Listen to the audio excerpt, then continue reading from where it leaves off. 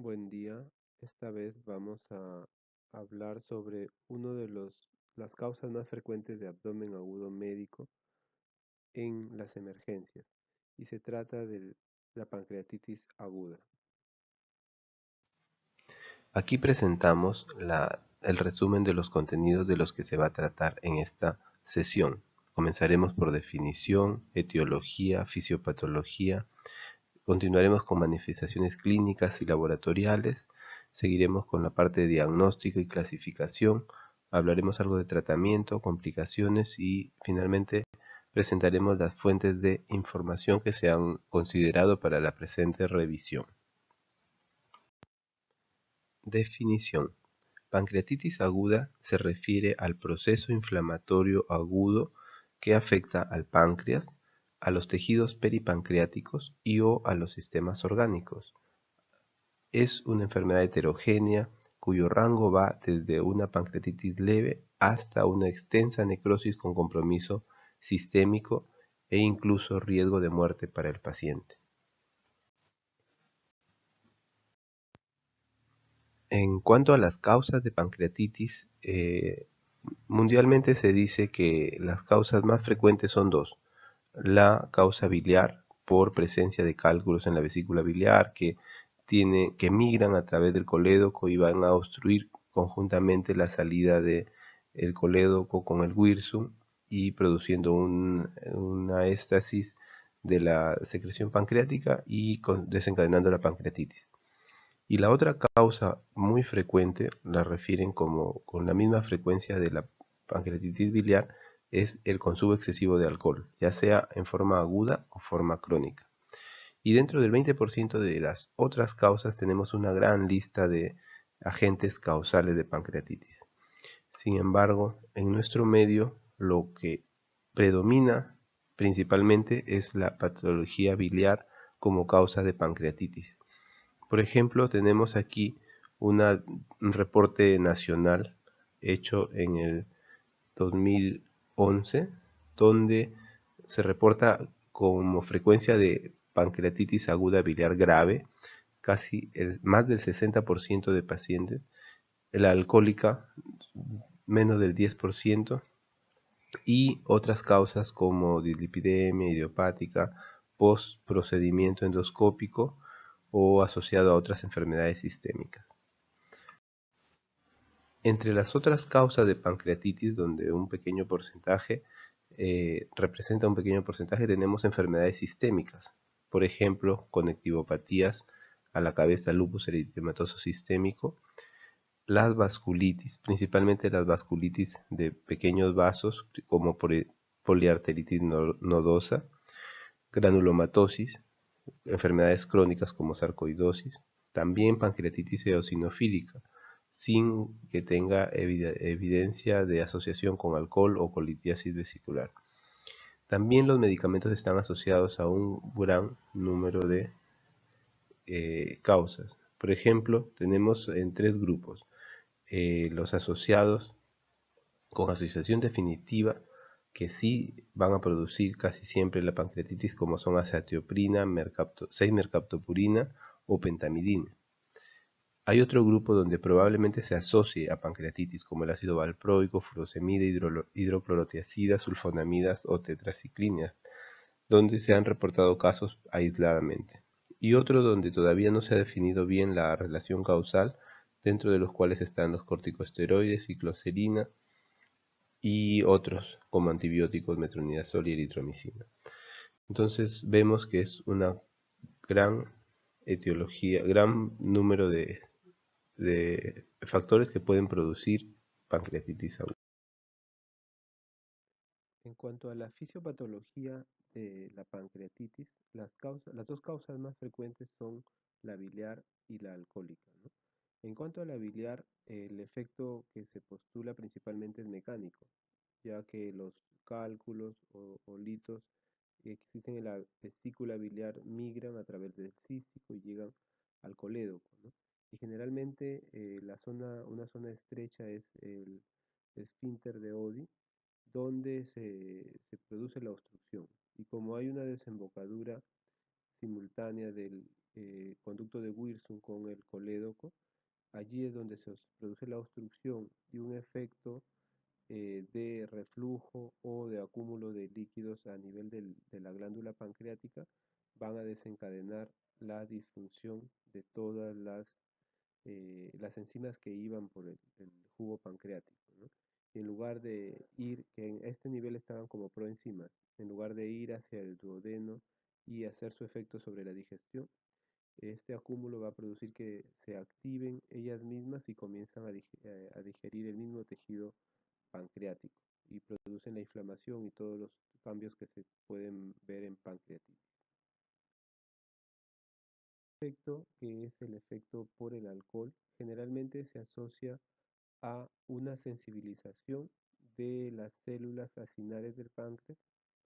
Esto genera liberación de citoquinas y activación de las proenzimas o del zimógeno que estaba contenido dentro de las mismas células, ¿no?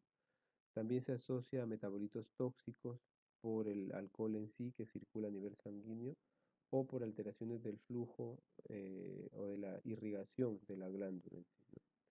Entre otros factores menos importantes están el esfínter, el espasmo en el esfínter de Oddi y también la estimulación de las encima de los efectos de los medicamentos que tienen efectos sobre la liberación de secretina, ¿no? Los efectos paracrinos que tienen ciertas sustancias a nivel intestinal.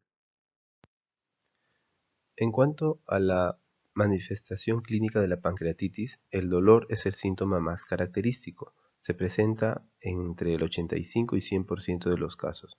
Es uno de los dolores más intensos que puede presentar la persona y su característica es que inicia súbitamente, es relacionado a epigastrio, irradiado a veces a hipocondrio o espalda o a veces es difuso. Generalmente es de tipo urente, pero la característica es que es muy intenso y no calma con medicación asociada. Otros síntomas frecuentes son náuseas y vómitos, que pueden ser muy persistentes, que pueden llegar incluso a deshidratar al paciente. A veces también se puede presentar distensión abdominal, asociado a presencia de hilio intestinal adinámico.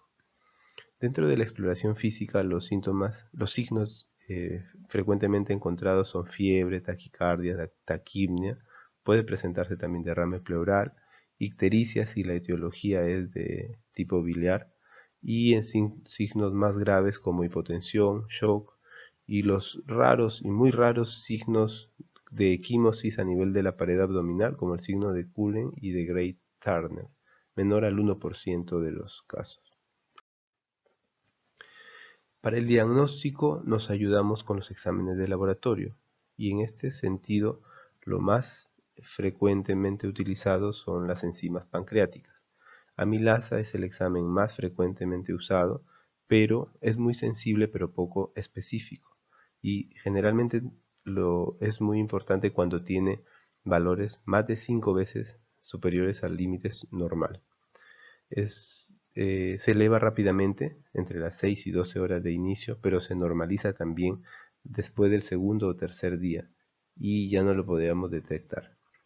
En estos casos, generalmente la lipasa es un examen más específico y tiene mayor duración, incluso hasta 8 o 14 días. Hay otros exámenes como el péptido activador tripsinógeno que puede ser más precoz, pero que actualmente no se está utilizando. Dentro de los exámenes que debemos pedir al paciente tenemos la proteína C reactiva, el lactato. De todas maneras es necesario pedir un hemograma, marcadores bioquímicos como glucosa, creatinina, un perfil hepático completo que incluya transaminasas, bilirrubinas, fosfatasa alcalina y también otros electrolitos como el calcio, sodio y potasio. Para diagnosticar pancreatitis aguda tenemos 3 criterios. El criterio clínico, donde la encabeza el dolor abdominal, criterio laboratorial, principalmente las enzimas pancreáticas, y un criterio imagenológico, que nos puede ayudar ecografía o tomografía. Sin embargo, dentro de los diagnósticos diferenciales tenemos una amplia gama.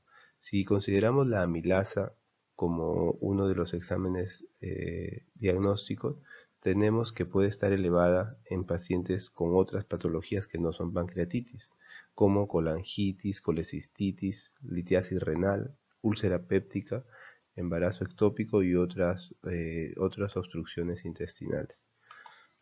Debemos siempre pensar en diagnóstico diferencial, como causa de dolor abdominal, las que mencionamos anteriormente, y también enfermedades crónicas a nivel del páncreas o de vesícula biliar. De todas maneras, hay que sospechar siempre en otra causa de abdomen agudo médico o quirúrgico. Nunca desestimar apendicitis aguda que en un inicio reciente, ¿no? Entonces, debemos tener presente siempre el diagnóstico diferencial a este nivel. Una vez que se ha hecho el diagnóstico de pancreatitis, el siguiente paso es determinar la gravedad o severidad del cuadro. Para esto se han ideado muchos scores pronósticos o predictivos de la gravedad de la pancreatitis. Tenemos que desde 1974 uno de los primeros que salió fue el índice de severidad de Ramsson. Actualmente todavía se utiliza, hay un Ramsson de ingreso y un Ramsson a las 48 horas. Luego han salido muchos específicos para pancreatitis aguda y uno de los últimos que tenemos es el índice tomográfico, ¿no? Inicialmente salió el Baltasar y luego el índice tomográfico que vamos a comentar a continuación. Sin embargo, hay otros scores no específicos, como el Apache 2, que se usa para todos los pacientes críticos, que nos ayudan a predecir la gravedad o severidad de la pancreatitis. A este nivel también tenemos un score específico llamado el BISAP, donde se refiere al índice de severidad de pancreatitis en la cama del paciente, ¿no? Al costado del paciente. Aquí se le asigna un punto por cada uno de los siguientes parámetros: el nitrógeno ureico en sangre o la urea para nosotros, alteración del nivel de conciencia, donde se da por una escala de Glasgow menor a 15, síndrome de respuesta inflamatoria sistémica, edad mayor de 60 años y derrame pleural. Cuando se tiene 3 o más de estos criterios, el índice de severidad es alto. Lo más utilizado es el índice tomográfico. Sin embargo, el índice tomográfico utiliza primero la escala de Baltasar, donde la catalogan en 5 niveles, desde el A con un páncreas normal, B donde hay un agrandamiento focal difuso, pero sin lesión extrapancreática. En el grado C ya hay lo mismo que en el B, pero aparece un compromiso de la grasa peripancreática. En el D hay colecciones líquidas aisladas y en el E ya hay 2 o más colecciones líquidas poco definidas o la presencia de gas intra o peripancreático. Comentaba que el índice de severidad tomográfica incluye el Baltasar, donde le asigna un punto de acuerdo a este rubro. Para A es 0, B es 1 y E va a ser 4. Y asocia o lo relaciona con el índice de necrosis pancreática, donde sin necrosis es 0, necrosis menos de 30% 2, necrosis de 30 a 50 4 puntos y 6 puntos necrosis mayor de 50%, siendo un máximo de 10 puntos, y la severidad va a variar. Cuando es menos de 3, la mortalidad es muy baja, menos del 3%. Sin embargo, cuando es 7 o más, la mortalidad y la morbilidad van a ser altas. También tenemos otros marcadores de severidad en sangre, por ejemplo la proteína C reactiva, que es un buen predictor de severidad y sobre todo válido en las primeras 48 horas, con una sensibilidad y valor predictivo positivo alto, incluso similares al Apache. Otros que están en estudios, la elastasa polimorfonuclear y otras interleuquinas, pero que todavía no se están aplicando clínicamente, sino están en fase experimental. Entonces, una vez que ya hemos aplicado el índice, cualquier criterio para valorar la severidad de pancreatitis, vamos a clasificar las pancreatitis. Y según el último reporte de la Academia Americana de Gastroenterología, la vamos a clasificar en 3 grupos. Primero, pancreatitis aguda leve, que se caracteriza por ausencia de falla orgánica y o complicaciones locales y sistémicas. El grupo tercero es la pancreatitis aguda grave, que se caracteriza por falla orgánica persistente. Y han colocado un grupo intermedio donde se le denomina pancreatitis aguda moderadamente severa, donde se caracteriza por la presencia de falla orgánica transitoria, o sea, después o antes de las 48 horas pasa a resolverse estos cuadros, o desde inicio donde ya se evidencian complicaciones locales o sistémicas. Ahora, aquí llamamos falla orgánica.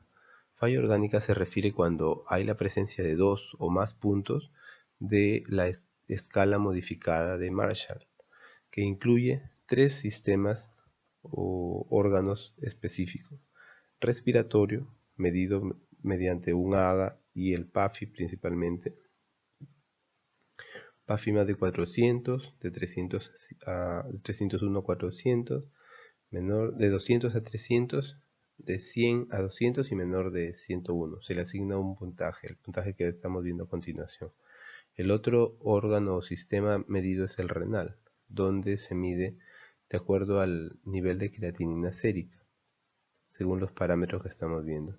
Y finalmente hablamos del cardiovascular, donde medimos la presión arterial sistólica y la respuesta que ha tenido a la administración de fluidos, o también el pH que se ha encontrado en el examen de gases arteriales que se ha realizado inicialmente. Otra clasificación que también se utiliza es la clasificación basada en determinantes, que generalmente trata de ver la evidencia y la mortalidad en estos casos. Aquí se clasifican cuatro tipos, ¿no? Leve, moderada, grave y crítica. La leve va desde la falla orgánica sin necrosis ni compromiso sistémico. La moderada es donde existe una falla transitoria pero que se resuelve en 48 horas y puede existir necrosis pancreática estéril. El tipo grave es con falla orgánica persistente, o sea, más de 48 horas o la necrosis pancreática está infectada. Y el tipo crítico es cuando existe falla orgánica persistente y aparte o necrosis pancreática infectada.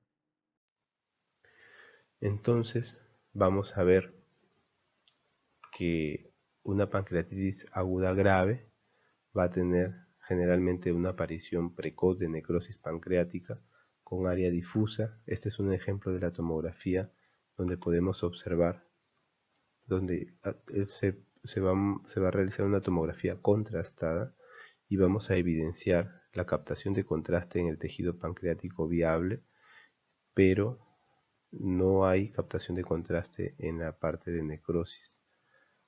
Y esto es lo que nos va a dar, según lo que se ha explicado, la severidad de pancreatitis. En este caso ya tenemos por lo menos una pancreatitis moderadamente severa o grave, y de acuerdo a los criterios clínicos del paciente vamos a evaluar si es una pancreatitis grave o no.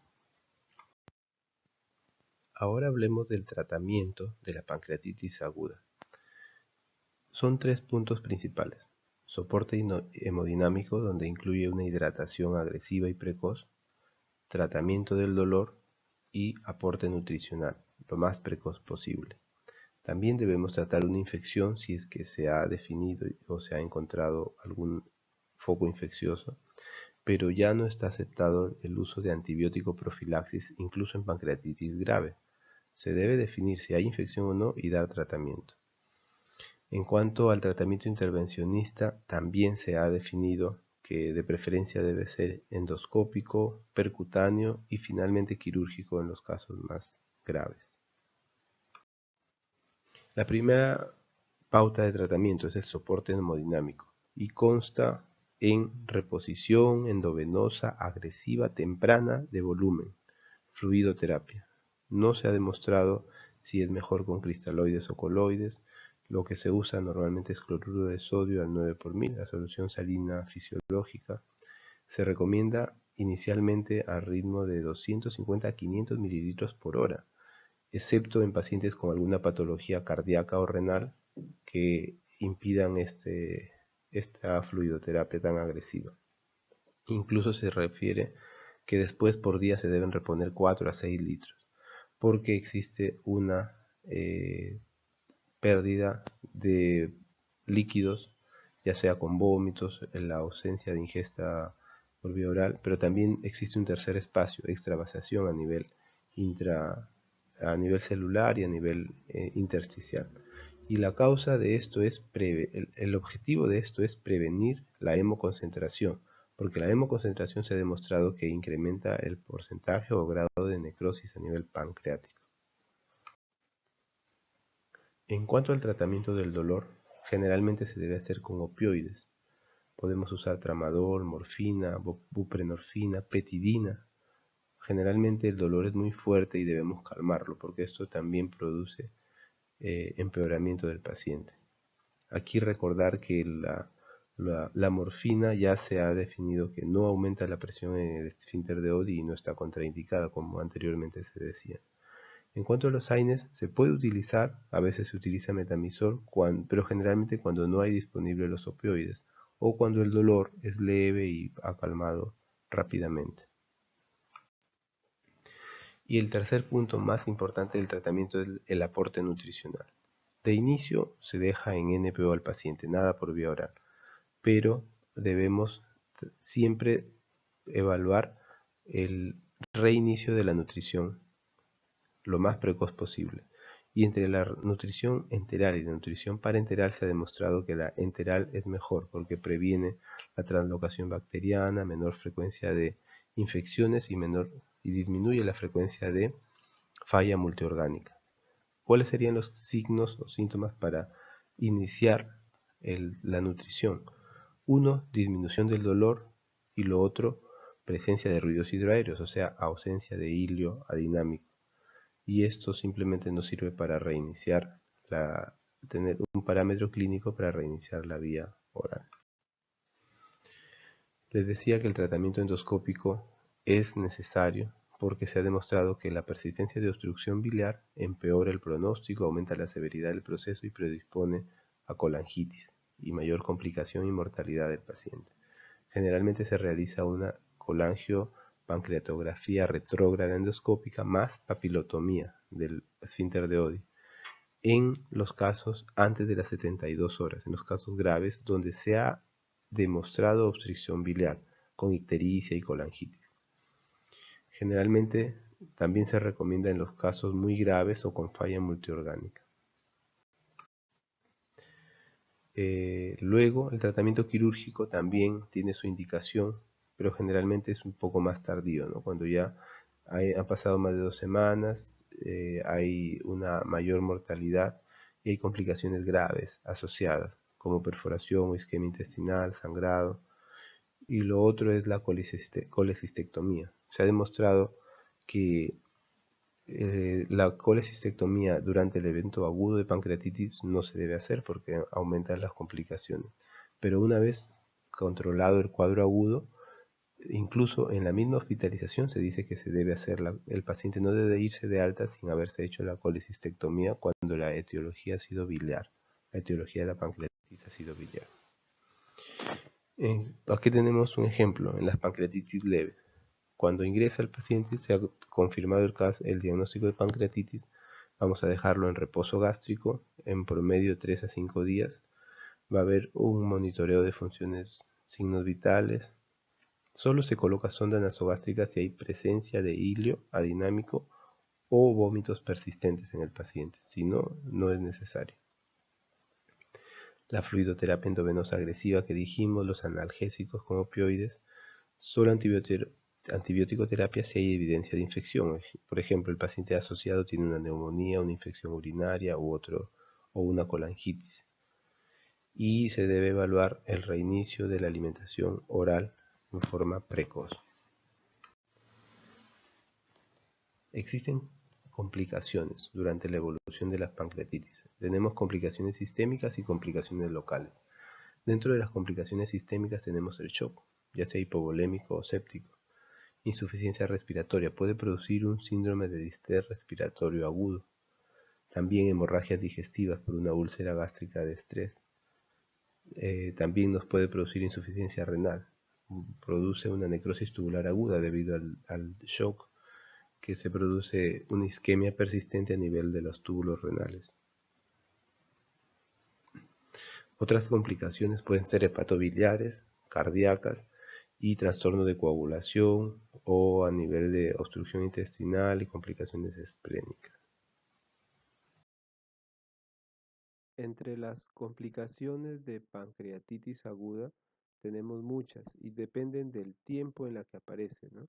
Por ejemplo, aquí para comparar en el cuadro B, en el cuadro A, vemos una efusión o colección peripancreática, ¿no? Vemos la glándula pancreática pintada, un poco hiperdensa porque capta el contraste. En cambio, en la segunda, en el cuadro B, donde señala la punta de la flecha, vemos una necrosis pancreática extensa. Solo se capta contraste la parte anterior o la parte cercana a la cabeza del páncreas y el resto no capta contraste. Esa es la clásica definición de necrosis pancreática, ¿no? Luego aparece el pseudoquiste pancreático, que es una complicación que aparece ya semanas después de presentarse la pancreatitis, ¿no? Es una colección bien delimitada y homogénea, ¿no? Y luego también tenemos la necrosis pancreática, pero con un compromiso ya importante. Y todo lo que se ve acá en negro es la presencia de gas, ¿no? Y generalmente esto ya es necrosis infectada a nivel como complicaciones de la pancreatitis. El C y el D ya son complicaciones posteriores, tardías, después de la segunda o tercera semana de pancreatitis.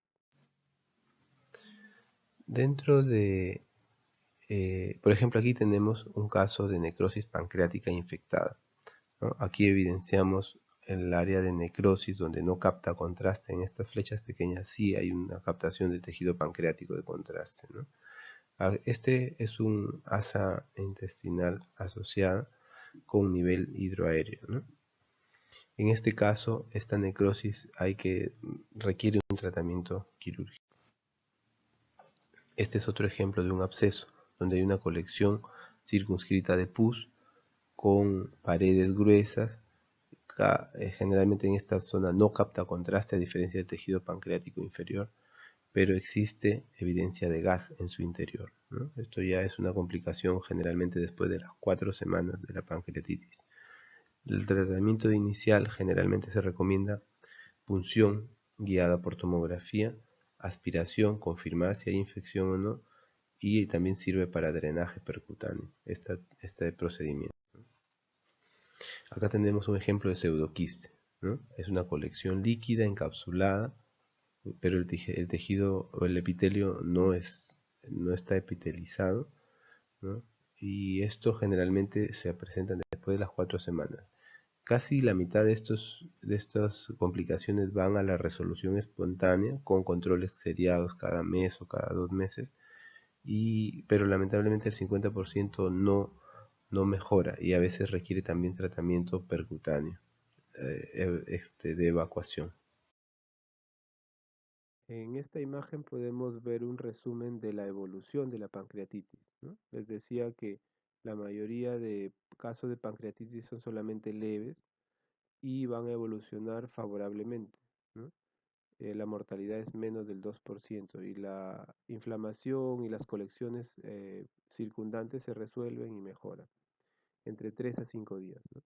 Sin embargo, en la pancreatitis grave, que es llamada la necrótica o necrotizante, la mortalidad sube, ¿no? Cuando hay falla orgánica transitoria puede ser todavía menos de 5%, pero cuando ya hay falla orgánica persistente está entre 15 y 20% de mortalidad. Y vienen las complicaciones, ¿no? Lo que hablábamos en diapositivas previas, que es la necrosis encapsulada, la presencia de pseudoquistes o la necrosis ya con presencia de aire, infección y complicaciones.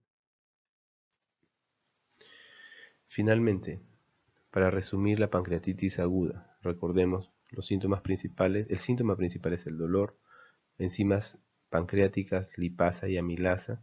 Imágenes nos pueden ayudar para confirmar el diagnóstico, ¿no? Aquí hay que tener cuidado, no a todos se toma tomografía. Tomografía se toma cuando se tiene un diagnóstico dudoso o cuando a las 48 horas el paciente no mejora, ha empeorado y queremos ver criterios de gravedad o evidenciar alguna complicación. Las normas de tratamiento son hidratación agresiva endovenosa precoz y analgesia, con opioides principalmente.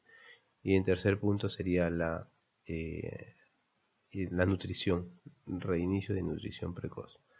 Luego que tenemos el diagnóstico de pancreatitis, vamos a evaluar la severidad. Tenemos el Apache, el score de Marshall, el BISAP o el PCR, que generalmente nos ayuda para definir precozmente la severidad de pancreatitis, ¿no? Hay clasificación de 3 tipos de pancreatitis: la leve, la moderadamente grave y la grave. Pero para criterios prácticos vamos a tener la no grave, donde vamos a tenerlas en una sala de observación. Vamos a iniciar reposo gástrico, que generalmente va de 3 a 5 días. Si mejora, reinicio de la dieta oral. Si hay litiasis vesicular, la recomendación es hacerle la colecistectomía a la brevedad, una vez que se haya resuelto el cuadro agudo, generalmente 3 a 5 días después del inicio de pancreatitis. Si es pancreatitis grave, generalmente debe ir a UCI. Vamos a también hacer la hidratación, analgesia, soporte nutricional precoz. Recuerden que la nutrición enteral total es mejor que la nutrición parenteral, pero en algunas veces cuando hay nutrición parenteral total porque no abastece el aporte o persisten los vómitos, persiste la intolerancia oral, se debe utilizar, ¿no? Pensar o evaluar la colangiopancreatografía retrógrada endoscópica al ingreso, si hay evidencia de obstrucción de la vía biliar antes de las 72 horas.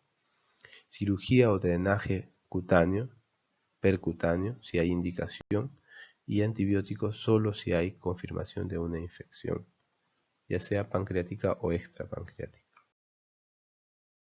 Aquí resumir parte del tratamiento, ¿no? Todos los casos de pancreatitis aguda una vez diagnosticados se deben tratar y el tratamiento inicial en todos es una restitución agresiva de líquidos, ¿no? Una resucitación con fluidos. Muy importante las primeras 24 horas.